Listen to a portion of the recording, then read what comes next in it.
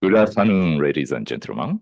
Thank you for joining us today for this Bridging Innovative Basic Research to Social Implementation, the challenge of OIST innovation. My name is Aki Soyama, CEO of LinkJ, and I will do MC role today. So today, we will follow the program shown on the screen. Not yet. So if you have any questions for the speakers, please send them through the Q&A function, and they will be answered during the panel discussion. But due to the time constraints, we may not be able to answer all questions. I would like to apologize it in advance. Also, please be sure to indicate which speaker your question is for.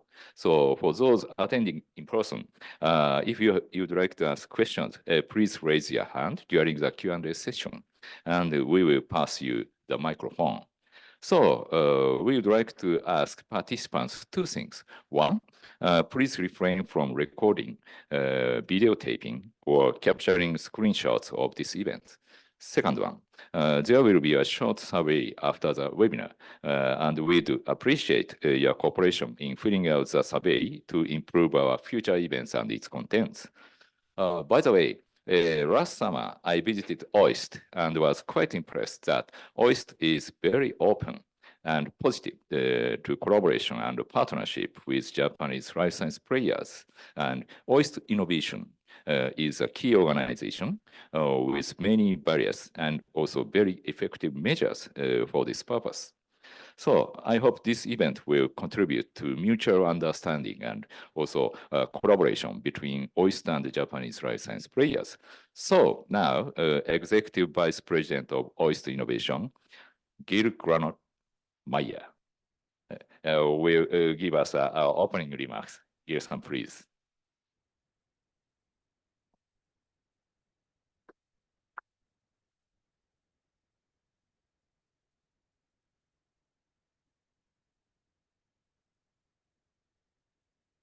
Thank you for the kind introduction, and also thank you for having us here with you. I'm excited to be here. My name is Gil Granot-Meyer, and I'm the Executive Vice President of OIST Innovation. I come originally from Israel, and I've been with OIST over 2 years. And I want to share with you what OIST is doing and what is OIST all about. So first and foremost, I would like to share with you some key features of OIST, which are important to understand why we're here and why we're different acting in Japan. We have high trust funding compared with international evaluation. So we are coupling the quality plus freedom for the researchers to operate. We have cross-disciplinary faculty and research. We have only graduates, so it's a graduate university, and we're located in Okinawa, a special place, a bit far from the center, but very unique. We have high expectations from OIST, and we've been trying to meet them over the years. We want to serve as the gateway to Japan, being international, extremely international, with over 60 nationalities. We want to serve as the springboard for innovation and for connecting Japan with the world. We have a world-leading research, and I'll show you how we try to keep this at the top notch. We benchmark ourselves against other universities, and we want to serve as the university role model for the 21st century. And we have a special governance with internal shared governance, board of counselors, external board of counselors and governors, and the collaboration with Japanese Cabinet Office. So how do we go for the high quality? This is first and foremost, we seek the best of the best, both in students and in researchers. And as you can see, we've been able to attract top talented globally, including Professor Svante Pääbo, who won the Nobel Prize. Just to give you some numbers, so this year we're going to have, we had 1,400 applicants for faculty, actually competing for 6 to 8 positions. So this is really very competitive. And this is why we try to get the best of the best from all over the world.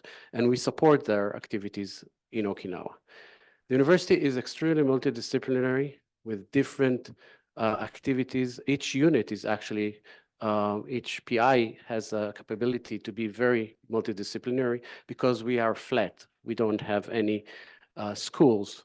So each unit is extremely independent and multidisciplinary. As I said, very diverse, both in gender and in nationality. You can see that the majority of our students and faculty are non-Japanese. The recruitment for the education side for our students is also very competitive, as you can see here, and again, very international. And our alumni, as you can see, we started from 2017 and 2018, we were a very young university. We started to have some alumni graduating, and they go all over, also in industry, in academia, in startups. You'll see some of our graduates today in the startup scene. Shifting gear to OIST Innovation, and OIST Innovation is really trying to fulfill the third pillar of OIST. So top education, top research, and top innovation to impact Okinawa. And we have a team of over 25 people trying to really support that. We do all the things that tech transfer companies or offices do and more, and I'll try to talk about the things that we do more. We actually build a pipeline or a runway to support innovation from the very early stages of innovation, from the research side for research applications and grants, all the way through collaborations with companies. We establish ways to collaborate with companies, and then the acceleration. How do we create companies? And we're very open to external innovation, even all through the really hard work of building teams and finding financial support. I'll start with an example of our, I would say, jewel in the crown POC program, which is generating 20 projects per year, which we support on an annual basis. And the purpose of this program is not really to, it's really to take great science and move it towards application or towards solutions and reduce the risk in taking it forward. So we realize there's a big gap between basic research and what the industry or investors would look to, and then we do this POC to support. And we don't just provide funding, we provide mentorship, hands-on support, and we really take the scientists hand in hand and advise them how to progress their research in a way that would benefit society at the end. And here you can see some of the projects that are in the POC program, and I'm not going to go into them, but you can see it's very diverse. Biology, physics, water purification, lots of projects, very diverse. To support that, we also invest in people. So we have some people that are doing tech pioneers, and these are really students that graduated, and we want to take them forward and give them a chance, and you'll hear one of them today. To support all that also, we provide education. So this is deep tech entrepreneurship training that we provided, and mentorship.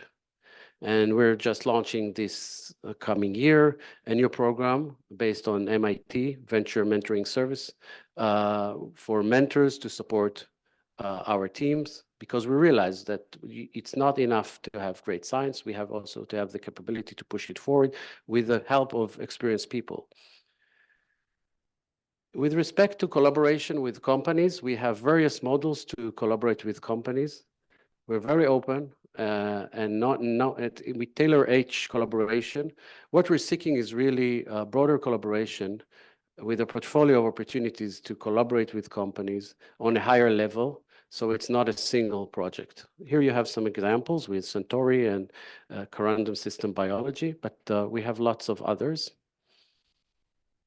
To support this activity, we also invite companies to join our innovation network, and this is a membership program, two-tiered membership program. Any company that is interested, please join us. This is a great opportunity to be connected to an exciting university in Japan and to get access to the cutting-edge research and meet our researchers, meet our staff, and get connected to innovation. So we organize also events for these members, and this is a club of people that really supports OIST in many ways. Many of our members also collaborate with us in different programs in different ways. This year we launch, I would say, a renewed startup accelerator program.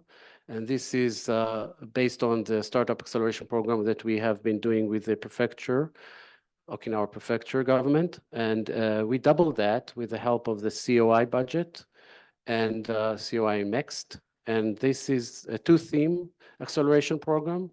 We have a sandbox, Okinawa sandbox, and bioconvergence. And this program started 6 months ago with the aim to support entrepreneurs, nurture startups, facilitate collaborations, build ecosystems, and have social impact. We recruited 69 teams from all over the world online. Then we selected 25. Last week, we concluded 2 weeks boot camp with 12 on ground, and we're going to select 4 to stay with us another 10 months. Needs to be said, we recruited from 23 countries, and we're going to have a variety of entrepreneurs on campus for 10 months. So this is the timeline of the program that started, and next year we're going to repeat that. And anyone in the audience that would love to join that, we will be thrilled to have you with us. These are some of the companies that graduated our program, and we'll hear one of them actually today. And to supplement all of that, obviously we need money to support the startups. And for that, we facilitated the creation of OIST Lifetime Venture. This is a fund that is dedicated to support deep tech. It doesn't really only support OIST startups. It is open for any investment, including out of Japan. And we have one of the partners residing with OIST on campus. So we have a close collaboration with this fund. We're also working with other venture capitals to support innovation and to promote the creation of startups. And we believe that this is the future for Okinawa and probably for Japan too. Final cornerstone in enabling this innovation to go through is the incubation. And we are going to have from next year, additional 2,000 square of incubation space on campus. This is in close proximity. We've been operating for the last few years 500 square, and it's filled up with over 40 startups. And we want to have more space for companies and startups to collaborate together. So this will be an open space for collaboration in proximity to the university, supported by OIST Innovation. And I want to conclude that to really be successful in all that, you have to have all of these elements of the science and technology, venture capital, intellectual power, and obviously regulatory and tax incentives, and on top of that, the startups. So OIST sees itself as a catalyst for all of that. And with that, I really want to thank you for your attention, and I'll be happy to answer any of your questions if we have time for that. Thank you so much. Thank you very much, Gil-san. We understand now that quite a good overview of OIST and especially OIST Innovation. Thank you very much. So now we are honored to have a presentation from Dr. Pen Cho, OIST Innovation Technology Pioneer Fellow. Pen-san, please.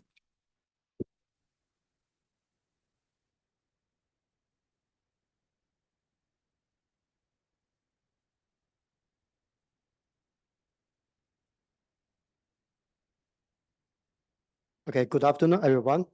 I'm Peng Zhou, member in OIST Innovation. I'm very excited to introduce our technology focused on developing peptide drugs for enhancing opioid analgesia and suppressing tolerance development. Cancer is a significant global health concern. The number of new cancer cases predicted to increase from 20 million in 2023 up to 30 million by 2040, making 15% increase by the next 17 years. The pain associated with cancer is among the most common and distressing symptoms experienced by patients. About 55% cancer patients experienced unpleasant pain, and 66% of terminal cancer patients are suffering from the worst pain associated with these cancers. Despite we have many pain relief options, strong opioids such as morphine and fentanyl are basically the most effective and only medicine for treating most cancer pains, but their efficacy mainly limited due to the development of tolerance. The tolerance leads to the significant decrease in opioid efficacy over time, requiring higher dose to keep the same function. Unfortunately, the increased dose may cause serious issues from opioid overdose, such as addiction and death associated with side effect. All these social and clinical issues named opioid crisis. In 2020 alone, opioids were responsible for 18% of overdose deaths under 24 years old in the United States, with a cost for opioid crisis over $1,000 billion. Current clinical strategy to combat opioid resistance is very limited. Opioid rotation is a valuable way, a switch from one opioid to another. But somehow it's not widely used because of issues such as cost tolerance and drug interactions. The nerve blocks is a last choice for most cancer patients who could not continually use opioids. However, it has some serious side effects, such as blood sugar problem, bleeding, and the risk of death. Therefore, the new drug and strategy for low risk and long-term opioid-based therapy are absolutely needed. To address these issues, the new technology should focus on modulating the opioid receptors in the central nervous system. This kind of receptor is activated with opioids and produce signal for analgesic effect for pain relief. At the same time, it also produces signal for tolerance and side effect. So the ideal drug should be designed to modulate the function of this receptor to enhance the signal, to enhance the analgesia, and also suppress the signal for the tolerance. For the clinical use, this drug should be safe and stable, which can pass blood-brain barrier and with easy treatment. We have developed a short peptide-based opioid potentiator, which target to opioid receptor without competitive binding with opioids. It can enhance the efficacy of opioids and suppress the tolerance development. Importantly, it's a BBB permeable peptide exhibiting extremely low cytotoxicity to neurons and other cells.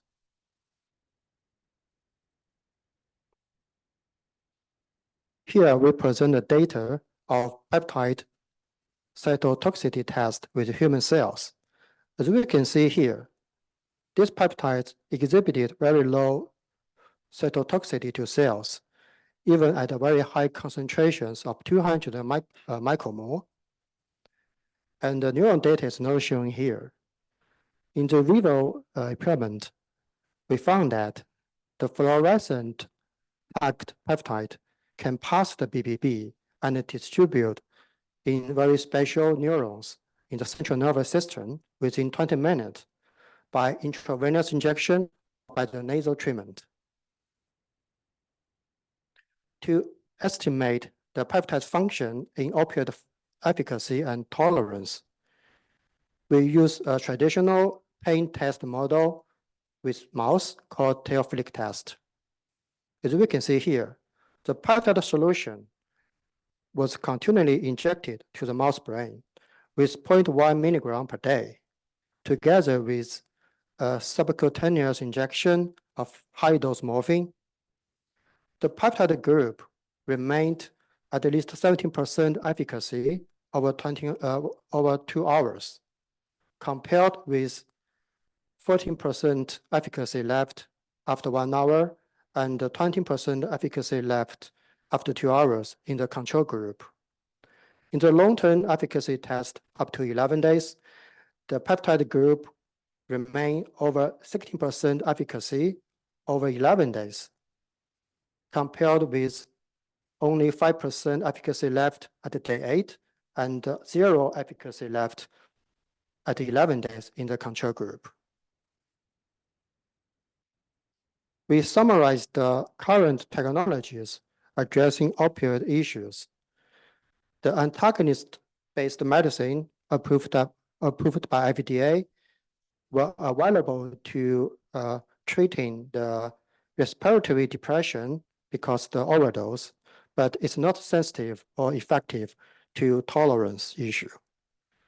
Our technique, the patent published in December last year, has some key advantages, such as low toxicity and enhanced opioid efficacy, brain delivery, and easy treatment, indicating that this technology may be the most promising technique on the market, maybe in the future. So our dream is, we believe that we can provide an easier and a safe cancer pain management for terminal cancer patients, offering them with a better choice for improve their lives and spend more peaceful times with their families. So I would like to stop here, and thanks very much for your kind attention. Thanks.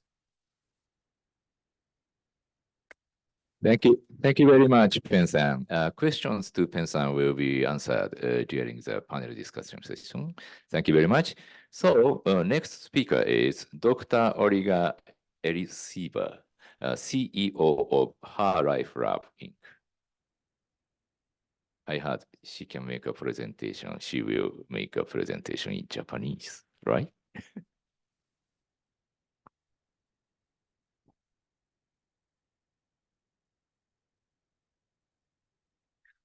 皆さん、こんにちは。はじめまして、オリガです。すいません。このところ間違えてると思うんですけど、許してください。私はもともとテクノロジーとか何か持って、今、企業やってるではなく、意外に逆のちょっとストーリーでした。もともと私は血液内科医で、母国ではね、日本に来てからずっとがんの免疫の研究やってたんですけど、でも自分の更年期になった時に、結構女性に対する医療進んでないということに気づいて、今に至るところでいます。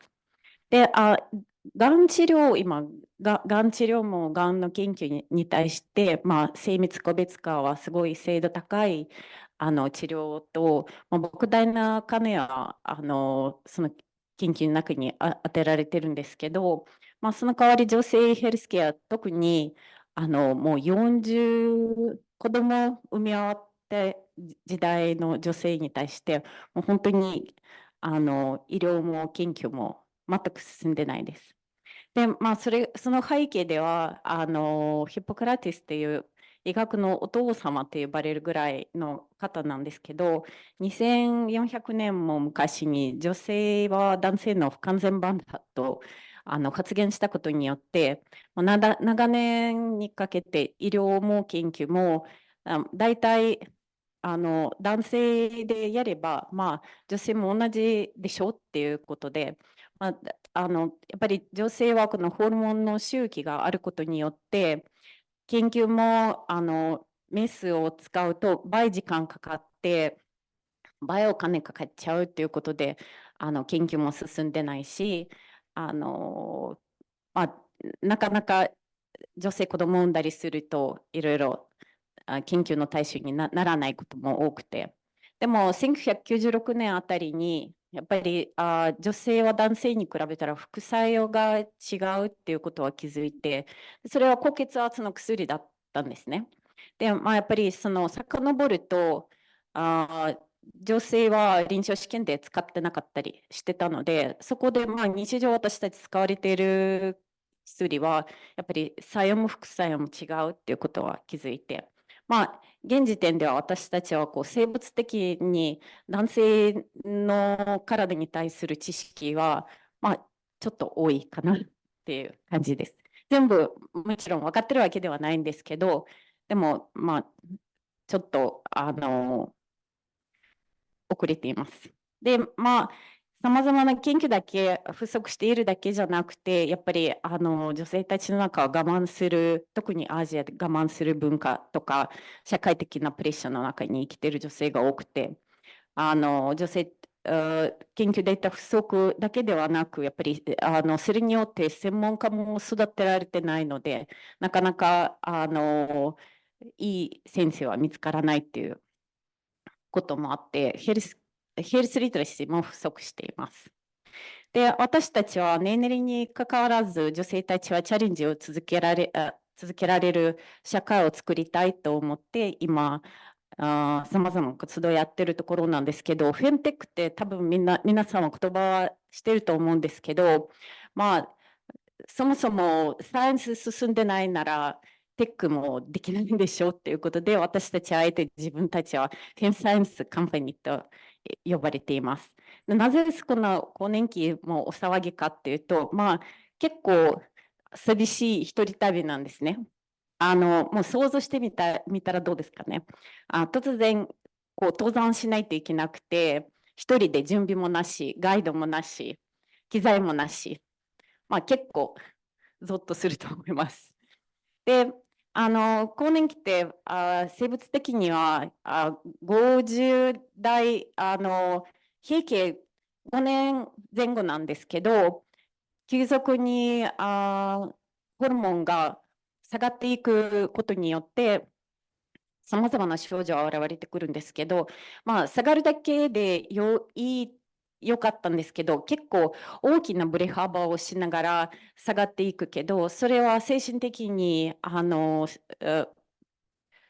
理的にすごい、それにずっと女性は体も心を合わせないといけなくて、でもライフイベントもすごく多くて、やっぱりもう余裕がなくて、もうクラッシュしてるコンピューターみたいな状況になってしまう。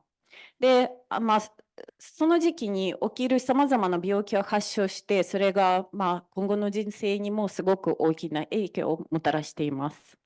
で、結構複雑で、人によって症状の組み合わせもそれぞれなんですけど、全部400くらいの症状あります。で、ところですごい地上が拡大してるんですけど、働いている女性は6割くらいに症状を持っています。で、結構経済に大きな負担がもたらせて、ただ医療従事者は分かってる人が5%以下。だから結構たらい回しされて、なかなか解決されずにいられる女性は少なくありません。その上に、この人は我慢するべきと思っているので、そこもなんかすごく悲しい状況であります。根本的な解決方法はホルモン補充療法なんですけど、なりかけてるホルモンを補充しましょうっていう療法なんですけど、結構1、2週間で結構元気になる方が多いですけど、さまざまな理由によって日本はなかなかみんな使われてない状況です。そこで、根本的に課題解決するには、やっぱり研究もしないといけなくて、教育もしないといけない。で、これから女性たちに向けて要望する必要があって、で、現時点は、苦しんでいる人たちには治療を提供しないといけないということで、根本的に課題解決を今目指して、私たちは活動しているところ、12月からビバエルっていうオンライン、産婦人科オンラインサービスを始めました。で、ビバエル、私たちは更年期を迎えている女性たちは自分の体について知り、揺らぎを前向きに乗り越えることを支援する産婦人科機関です。本来の医師と患者の関係性をリデザインして対話中心に個別化統合診療サービスを提供しています。で、まずは皆さんは悩んでいる方は多いんですけど、どこに行けばいいとかわからないので、まず気軽に相談できる看護カウンセリングを提供しています。でも治療のサービス流れとしては、カウンセリングした上で、自分がやっぱりこれって治療したいと思っている女性は、すぐに専門家の先生とつなげて、処方してもらって、お家まで薬を届きます。で、それが定期的なケアできます。もし周りにさまざまな症状を抱えている女性たちいれば、ビバエルをちょっと試しに使ってくださいって教えてください。私たちは女性が自分の体正しく理解するのはとても大事と思っていて、それによって前向きにエイジングに付き合っていくことをできるかなと思っています。で、ビワエルもハーライフラブも心に寄り添い体を研究科学するっていう目標で今活動しています。ありがとうございました。Thank you very much, Origa-san. This is a quite an important issue, not only for female, but also male or the whole society. Yeah, thank you. Okay, so next speaker is Dr. Victoras Rysikovas. Am I right? Femtosecond spectroscopy unit, postdoctoral scholar, OIST. Hello. So, thank you for the introduction.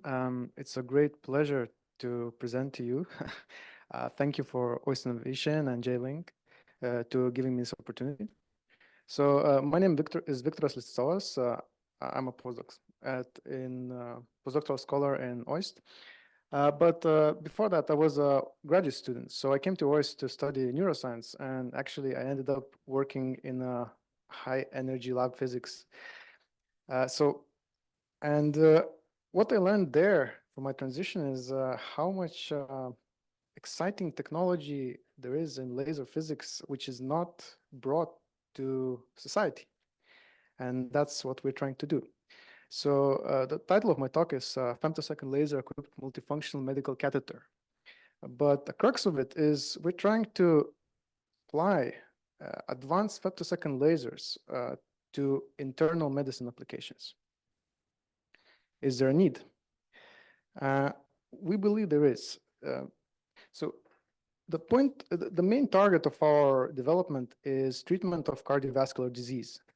So in particular, atherosclerosis formation in the blood vessels.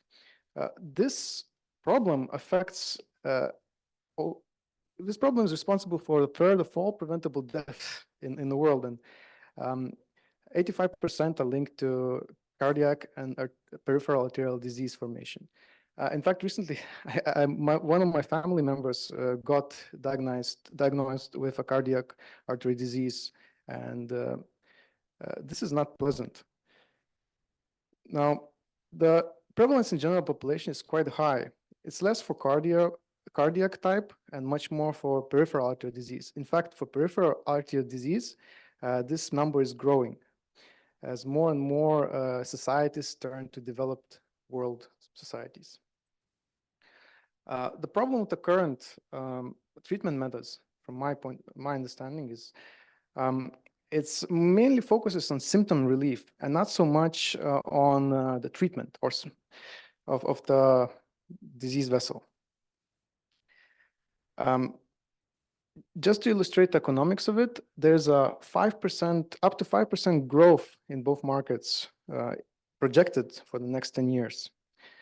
And already it's a $10 billion market combined worldwide. So how do people treat this disease? In general, there are multiple treatments now available which combine a specialized catheter, which either widens the passage or creates a passage through the blood vessel. On the top there, you can see a typical morphology of a plaque. So it's accumulation of hard and soft tissue under the blood vessel walls. As it expands, it starts blocking the vessel, and sometimes it can burst, releasing fragments into the bloodstream, causing issues like myocardial infarction. Now, the typical treatment, the most popular one, is to create a passage using a balloon or to break up the plaque using a electrical discharge in lithotripsy. Then introduce a cage which keeps the blood vessel open. However, this does not resolve the disease, it just fixes it temporarily. Another way is to use debulking methods, which is use of drill to create a hole for that plaque accumulation. Now, this method has a tangible danger of complications. It requires extremely skilled operators, and it lacks access to subsurface calcium safely without damaging the top fibrous layer. One alternative to this is laser-based atherectomy systems. These are safer to operate and more convenient to the doctor, but they have certain limitations. So one is that they cannot access calcified plaque. Second, they use a very intense UV illumination, which can contribute to thermal and optical trauma to the vessel. And trauma to the vessel creates more calcification and stenosis. Now, with this UV type systems, deeper deposits are not directly accessible because UV gets absorbed at the surface level. And again, long-term efficacy of these systems also is dubious. So our goal is to implement, first, as soon as possible, we want to implement a laser system for effective debulking using a femtosecond laser. In near term, we want to extend this system to have tissue selectivity in the ablation process. And in the long term, we want to expand from peripheral arterial disease to the more dangerous cardiac arterial disease, where the stakes are higher. So what is our technology? So we're trying to package up in a conventional form factor a femtosecond laser, advantages of the femtosecond laser.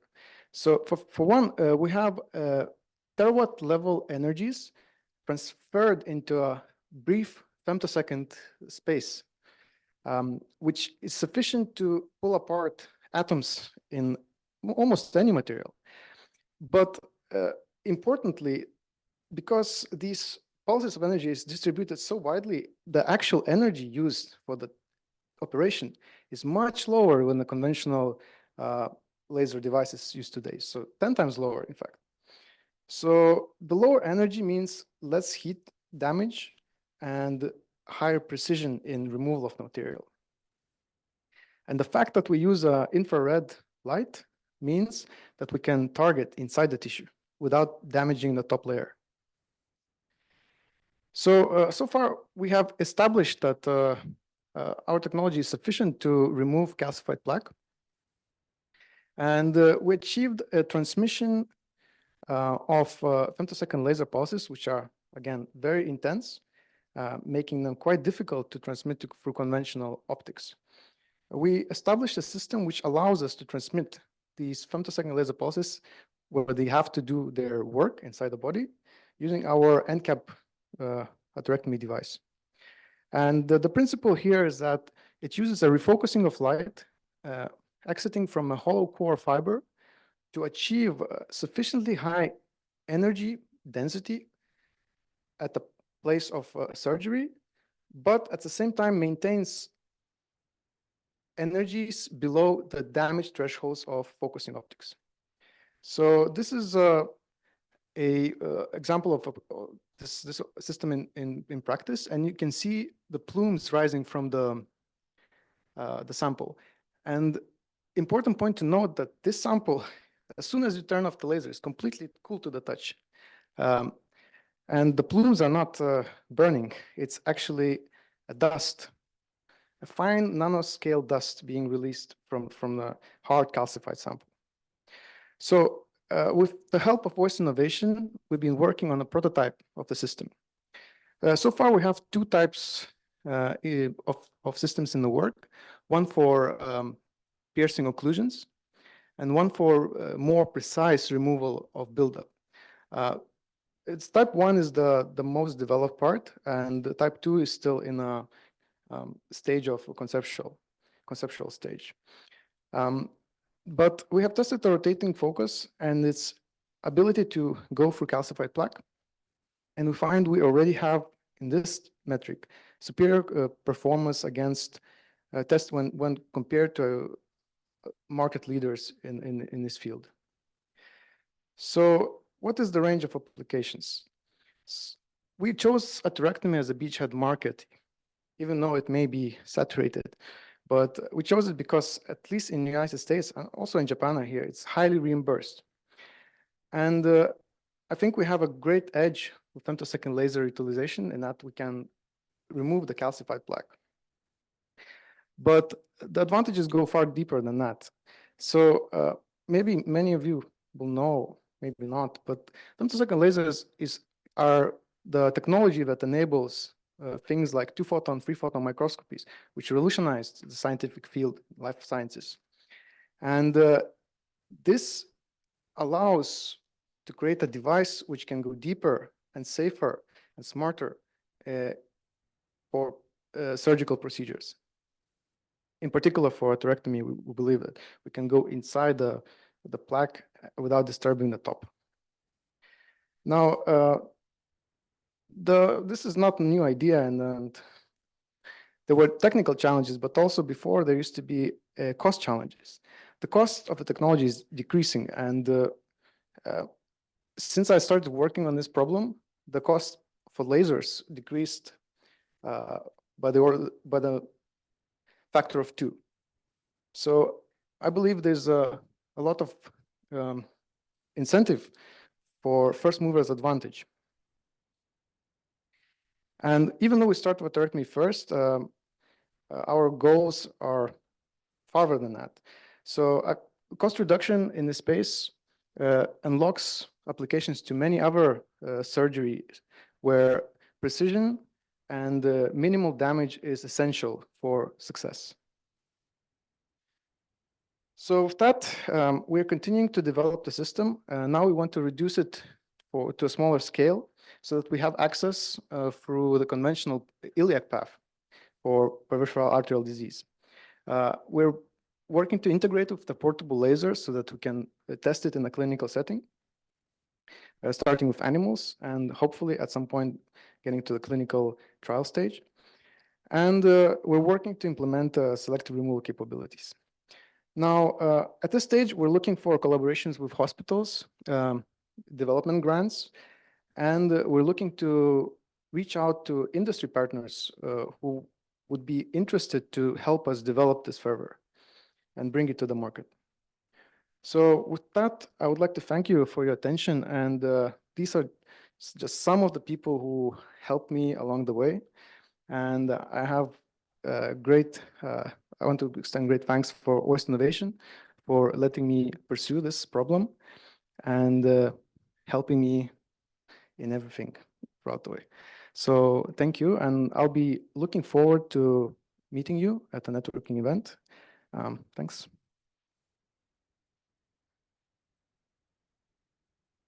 Thank you very much, Victoria-san. So now we will move on to the Q&A and the panel discussion. And Associate Vice President Lauren Ha will take the moderator role. So Lauren-san and all the panelists, please come up on the stage.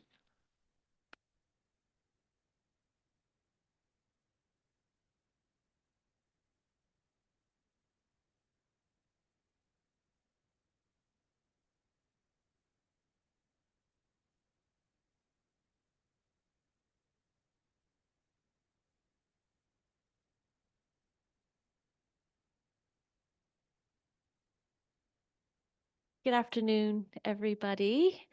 Very excited to be here and presenting not just about the Okinawa Institute of Science and Technology, but also presenting our researchers, the core of actually why we exist. So I need to make a disclosure. Usually moderators have some sort of objectivity, but I actually know the three panelists really well. And actually, Peng is my neighbor in Okinawa. But I will, try to stay objective with my questions. And but I think there is it's very important actually to learn about them as people. And so we saw in Olga's presentation what motivated her to pursue the work that she's doing now. And the same with Victorus. So my first question actually will be to Peng. He didn't share much about what brought him to doing the research that he's doing now. So Peng, can you tell us a little bit about? That's really huge questions. Actually, I was postdoc in Japan for 8 years. I do very basic like mechanism for receptors related to opioid or something.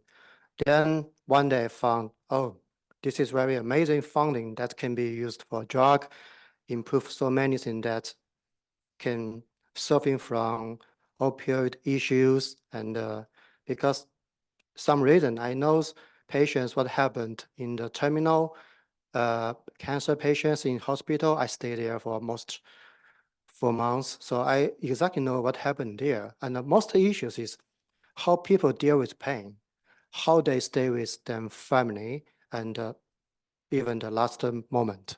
So I think and I hope my technology or my learning can be do some contribution for society, also can be a very good product to help people. Maybe that's everything. Thank you.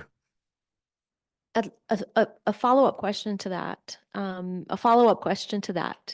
Is, so as you're, you pursued science, conducted research, and you made a discovery, and now you're trying to pursue that discovery. So what are some of the biggest obstacles to transition from discovery research to really applying your technology towards a challenge, a real problem?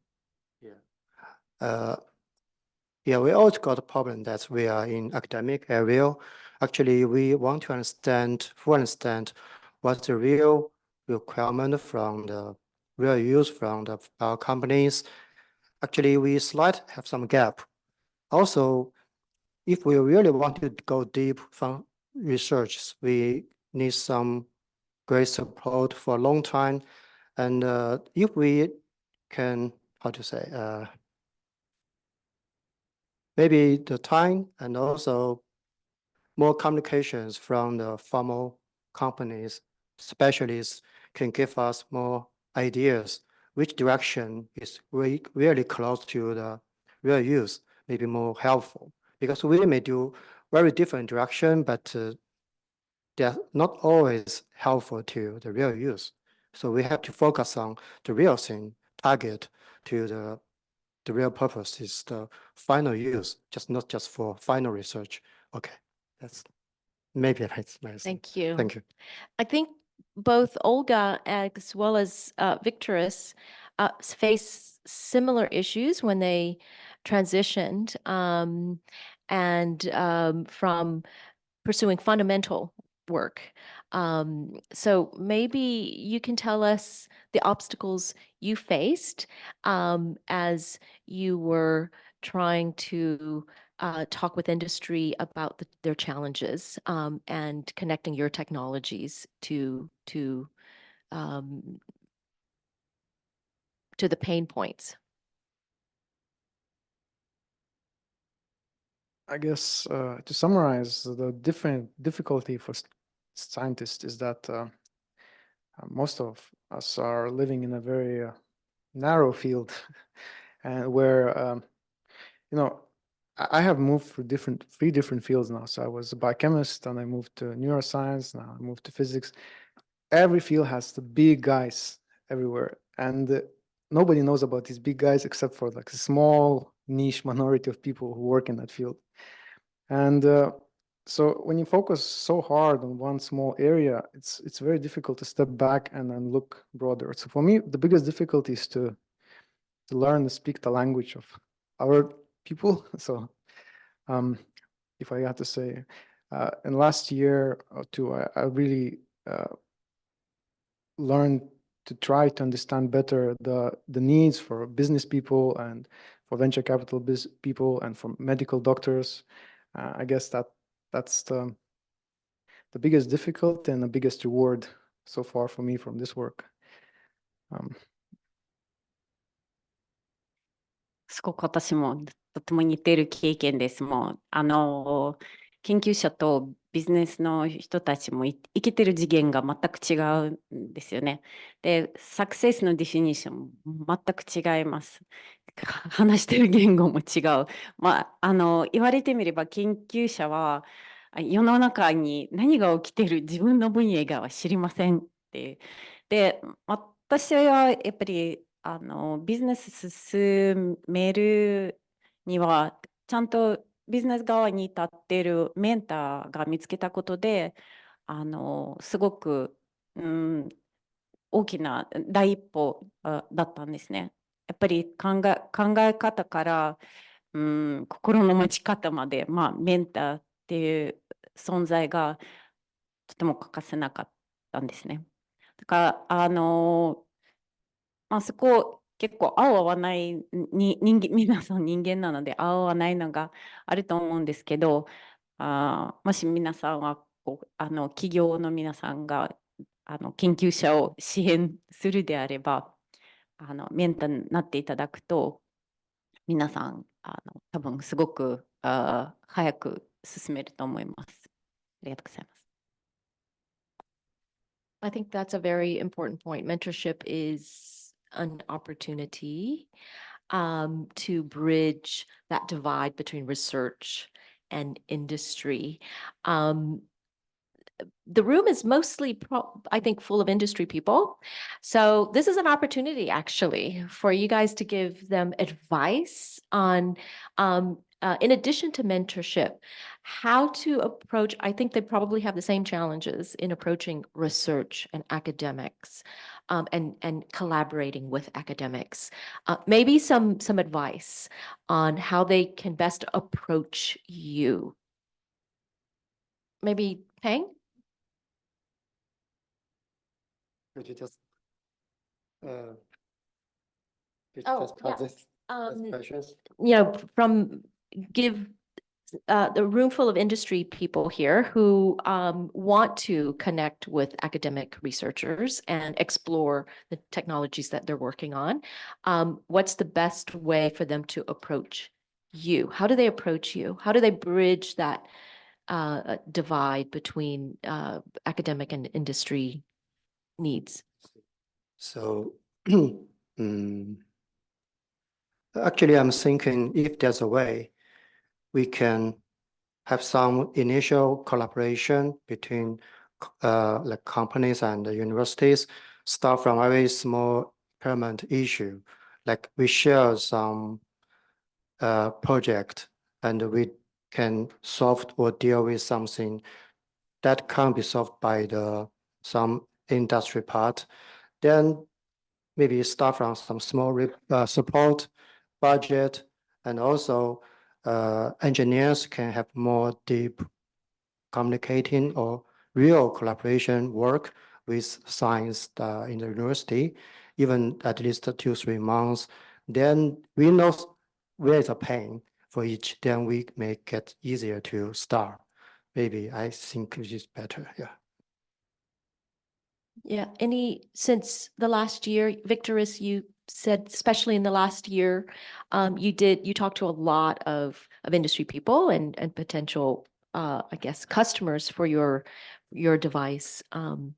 Any best practices in terms of their approach to you and how best to approach you? Well, I think in general, academic people are not so difficult to approach. It's just that you have to have patience with them. The vice versa, approaching business people is very easy, I find.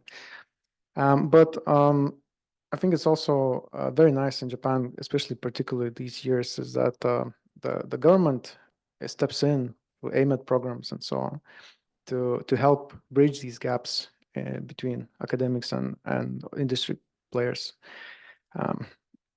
But yeah, I think the rules are the same. You just have to talk and then we can find solutions to all kinds of problems. 多分研究者って自分の研究大好きなんですよ。でその研究に興味あるっていう人に対してもう何でも何でも教えてくれると思うんですよ。ただ結構ビジネス私たち多分この自分のパッションを持てることに対してもう何時間でも語ることできるんですけど、結構ビジネス側の人たちはアジェンダ1234ってなったらつまんないっていう結構研究者が多いかもしれないので、普通のカジュアルの話からどういう研究やってるのか教えてくださいっていうところから結構いい関係性が作れると思います。ありがとう。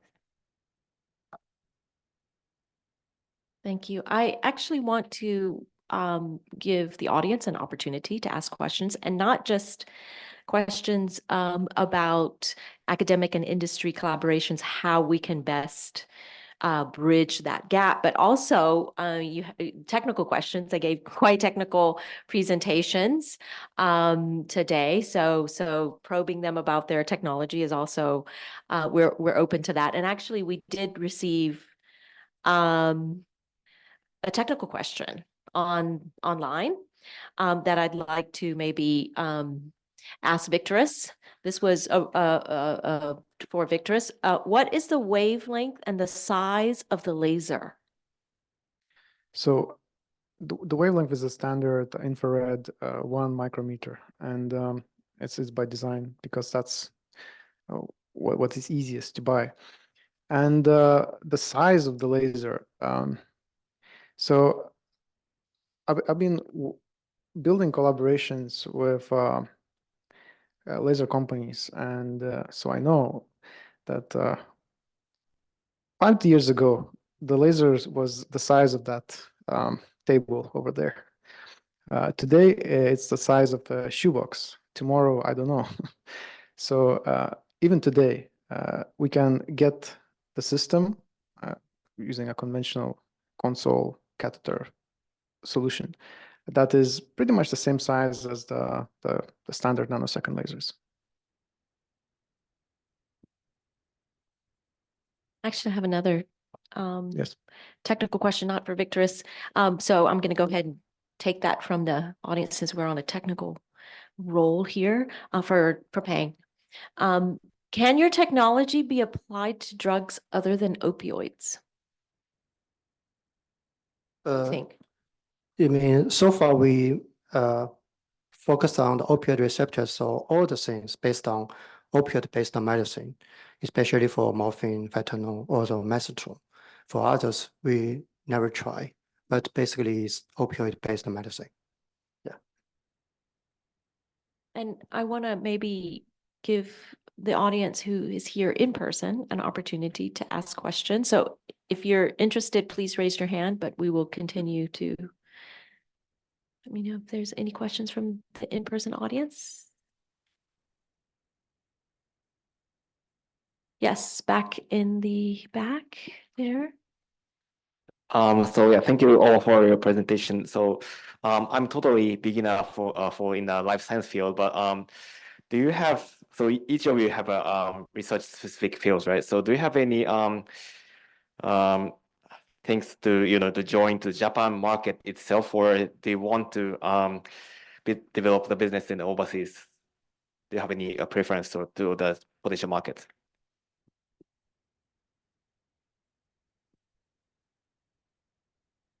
Well, I think Victorous and then Olga. Olga already has a business, and Victorous, so you can talk about maybe the applications of Yes. your technology. So it's of course it's a big question, where to go, where is the best entrance point, especially for medical field. You listen to some people, it seems it's almost impossible to do anything medical related in Japan. At the same time, the incentives in government exist that make seemingly impossible to get anywhere else. I think in the end, for me personally, development between Japan and the United States might be a very good solution. But so it's a difficult question to answer, especially for medical device technology. I hope the PMDA and FDA, those organizations for accrediting medical devices, work more closely to make it easier for new innovation to bring from Japan. Because I think Japan is full of very good innovation that gets snuffed out at a very early stage. Yeah. Thank you so much. That's actually a really good point, and I imagine that there are people in this room probably that could advise researchers going through Japanese regulatory agencies, and could help so that, to make that process a little bit more efficient for academic researchers. Go. Yeah, we are starting our service in Japan, and we want to create it to the full scale, develop it to the full scale in Japan, but we see ourselves as a global company. So Southeast Asia first, Europe, and it's Africa. I'm not sure about United States. It's really saturated and there is enough players there. So we don't need to be there. We want to be there when where we are really needed. Thank you. Okay. Actually, I don't mind in Japan or overseas. But actually, I just want to focus on the market because opioid abuse is very serious in US, but not in Japan. But here we have technique. If we can find good partner, any partner is fine. We can just make progress. We can do collaboration on technique, make the company here. Then we can forward to the market. I think that's the same thing. We don't need to build companies in US. We can build anywhere in Japan and with technique support. With nice support, I think the company can grow very quick. Then we have very clear target, like US market, Europe market. So to me, I think in Japan, it may be better because we have more support and also the techniques here, we're familiar with each other. It's easier for us to move on. Yeah. Thank you so much. Yeah, I understood the situation, and thank you very much all for your kind explanation. Thank you. All right. Did that answer your question? I think the key is the best application of the technology in the market for that technology. So good luck in your pursuit of life science. You mentioned you were new to life science. Any questions? Any additional questions from the audience? We have a question online that I think is really actually pretty interesting, and all of you can answer this and maybe answer it in different ways. But what advantages do you see in the research environment at OIST compared to other research universities for this kind of work?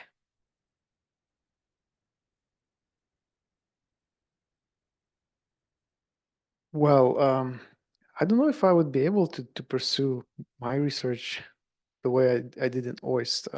It's just the swings and differences in fields. So I had to relearn the whole education for myself, from shifting from neuroscience to more physics-related background. I'm glad that the OIST creates such a environment where that is possible. I don't think it would be possible in my previous university, to be honest. And certainly exploring the ideas of endovascular surgery, laser catheters, and that kind of thing, without having a medical school attached. That's I like that OIST has a small degree of chaotic nature to it, which I think in the future will work out to its big advantage. I hope with the endovascular treatment, but not maybe something else too. I think it's so well bilingual, like fully bilingual. So I speak Japanese, but it's very difficult for me to go through the complicated paperwork that is written in Japanese, and having that support had been really immense help. Also, when we start in Okinawa is a small place, and OIST is pretty well known and well supported by a local community. So it's way easier to get around, get to know people, get people to help you, because we come from OIST and it's a respected organization. I don't know how much it works for like whole Japan, but to a certain extent that also applies to whole Japan. So those are two things that actually really were helpful. And also like innovation provides quite good support, great support for our development. Like simple thing like opening a bank account for me, for my company. Without help of OIST, it would have been a nightmare, I think. And it went like very, very smoothly. Just 1 hour of work and everything was done. So I think there is like, you can see many, many advantages about OIST. And the fact that it's like so really international, and people very accepting to all sorts of differences, like diversity is something that now so much pursued in many companies, and OIST is really diverse place, and that's why it's kind of, you feel it. For us, we feel at ease, and I think many Japanese colleagues also feel at ease being there. Thank you. Okay, I really want to answer this question, because I used to work in Kyoto University for almost 4 years as a postdoc. Actually, I found the difference between Kyoto University and OIST. Just I know this in OIST, we have more choice to do something just beyond the academic part. Especially innovation can give me some suggestion. Especially they can suggest me to apply for patent. When we show the result, then they can give me some important suggestion which part can be used for the real product.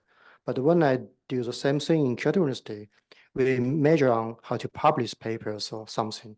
So we have more chance here and more communications among different group, especially from the innovation section. Also, they help me to design different, like a preclinical experiment to make the product close to market, not only stay on some academic area, just knowledge. So I think the chance and So it's also people easier to communicate and more chance to develop independently. So that's my feeling. Yeah. Oh, it sounds like an awesome place.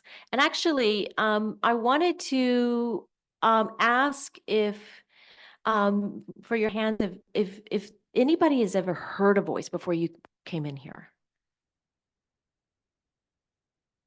Really? And keep your hands up if you've actually been to OIST. There's not that many. So opportunities, thank you, Link J. Opportunities for us to come and really promote OIST and actually just let the Japanese community know that this university exists is so great. And we not only are we open to telling you about this great university and sharing the research that goes on there, but we invite you. We are open to visitors. And Soyama-san mentioned earlier that we are also open to collaborations with companies. And one of the questions actually online is there any unique system or function that helps to promote academic industry interactions between OIST and companies? And I think I'm going to answer that question actually. And Gil touched on a lot of those, but I'll highlight two. The first is we actually have a industry membership program. So we invite people, industry, to join as members of our affiliates program. And that gives you an inside look under the hood, so to speak. First, look at the research that comes out of OIST, facilitated interactions with our faculty, and as well as our researchers and the startups, not just that are spinning out of OIST, but also startups that we incubate and that are in our sphere through our accelerator program, et cetera. So we're building a real ecosystem around the university. And so our industry membership program really gives people close access to everything that we're doing. And that program is called INO, Innovation Network at OIST. So that is certainly one that I think is quite an opportunity for companies interested in connecting with the research. And the second is that we have an entire section, a whole team of people dedicated to connecting OIST and companies, our business development section. So many of our specialists, our business development specialists, are here today and would be very happy to talk to anybody who wants to connect to some of the research. So I hope that answers people's questions, but we are quite open. If I'm missing anything, Gil, please let me know. But I think we have time maybe for one more question. Do we? Okay. So maybe one more question. We're getting questions online, but everybody in the room is a little bit shy. Online is, because you don't need to, it's anonymous, so people just ask questions. Here. I think that's a familiar face. Hi, so yeah, I'm Bilal. I'm also part of the OIST ecosystem. And my question is for you founders, what are your plans to scale from Okinawa? Do you plan on hiring and investing in Okinawa for your research, or do you plan on scaling in other part of Japan or other part of the world for your operations?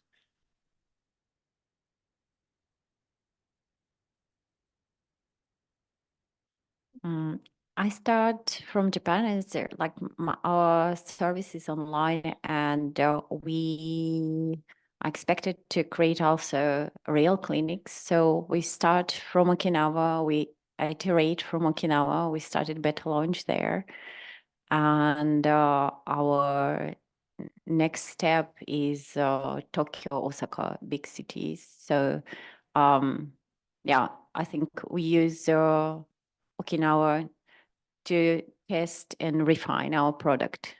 And then we plan to expand in Japan. Yeah, I answered the question.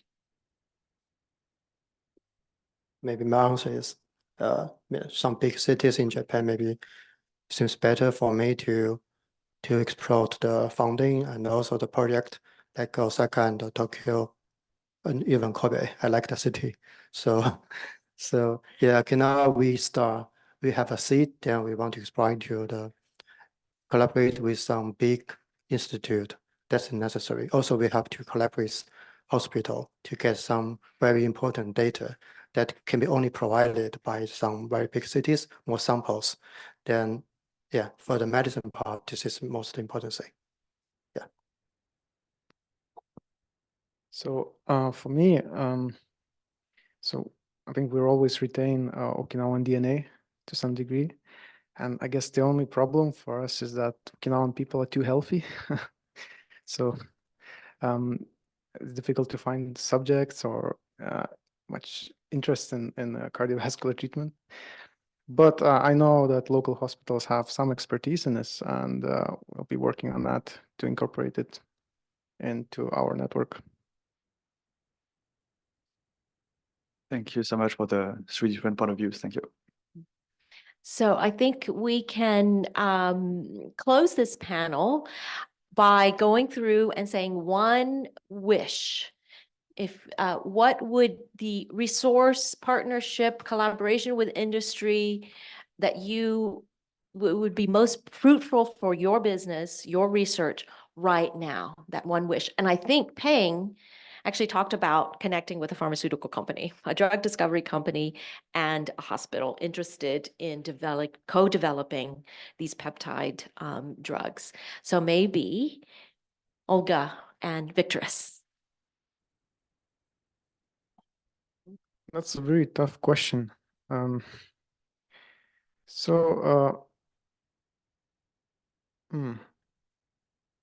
guess the most important thing for me is meeting like-minded people. So anyone, if you have questions, suggestions, or just want to talk to me, please approach to me after this presentation, after this networking event.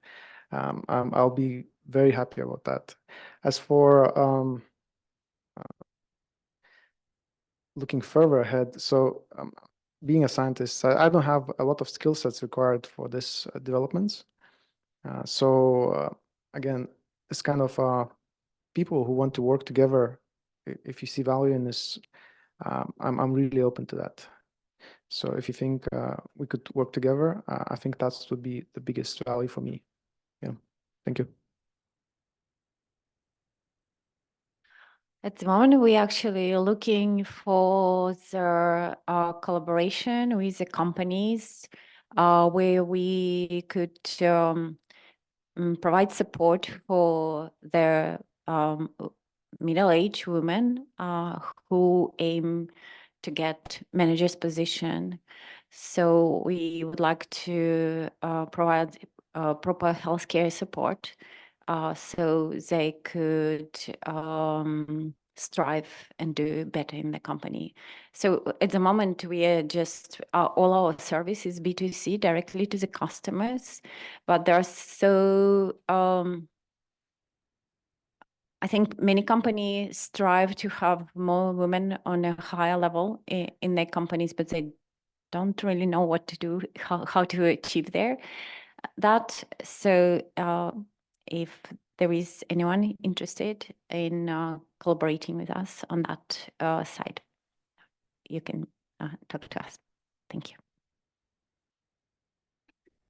I think I made a mistake. The questions before, people ask me if I test other drugs beyond the opioids. Actually, we already done a series like painkillers, like beside opioids, but we only show morphine data. That's why we can confirm that the data in animals works for pain. But actually, we have series like different ligands. So that's the question is, if we really want to know the result, we need to pay time. Also, we need to really do some collaboration. We design together to test if the non-opioid drugs really work in animal model, because we have to make focus which one is part now. So now I have to do morphine, opioid, but basically in principle, it should work for all the painkiller mechanism. But we need time to test all of them. So that's why if we have questions, it's better to find us. Let's test. Then I will give answer. That's much better. Yeah. So I think with that, we would like to end the panel, but also I wanted to close and just say a couple of words, because I think the best, the most effective way to connect is actually through these networking sessions rather than this one-way communication. So I hope that we can, that you will stay because the researchers will stay and OIST Innovation will stay after this. And it's an opportunity for us to meet you, and we would love to take that opportunity. So thank you for taking your time to join us. Thank you for your interest in the Okinawa Institute of Science and Technology and the research that's going on here. And I hope that this won't be the last time that we see you. We hope to see you again very soon.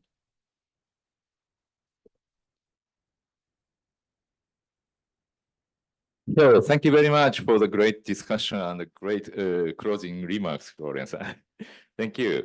So the closing time is now approaching. So and thank you very much for to the all participants and the speakers here today. So as mentioned, our networking time will start soon at this venue.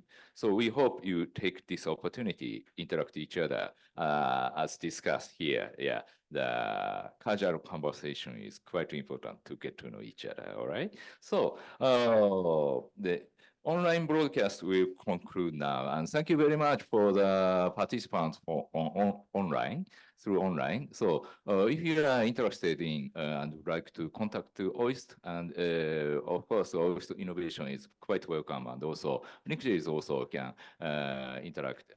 connect you to OIST Innovation. So don't hesitate. Thank you very much. So the online broadcast will conclude here. Again, thank you very much for joining us today. Thank you.